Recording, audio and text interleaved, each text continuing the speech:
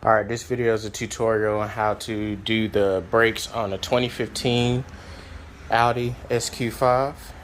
Alright, you're going to need to do the job is a 17mm socket to take off your wheel bolts, a 90-degree pick so you can take off the cover for your bolts, a T45, and you need a 9mm hex bolt.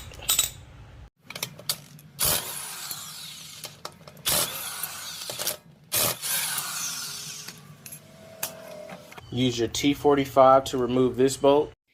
When you take out the Torx bolt, you're going to pop that spring off. Make sure when you reinstall the spring, it is riding on top of the caliper right over the brakes.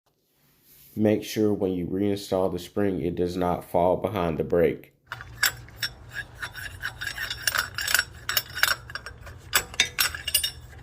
This bolt needs a little extra loving. Take that bolt off. On the back side of the calipers, you take off the two plastic pieces, which reveals your Allen bolts. Then you wiggle it off.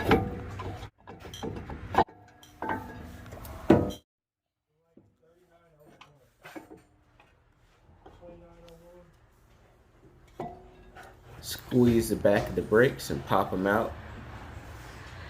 When you pull the brake pads off, there's going to be a long one and a short one. Here's the short one, there's the long one. The long one goes into this slot here, the short one goes this way. And I broke my sensor, so I have to go get another one.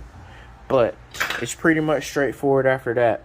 You push the brakes in, drop the sensor in this little slot right here, and then put it back on the car. When you replace it, you add some of this silicone lube, brake lube, and that's what I put around this shaft and rub it in before I slide it into the back of the calipers and torque them down to 13 Newton meters. I'm gonna do the same with the one up here and put the tire back on.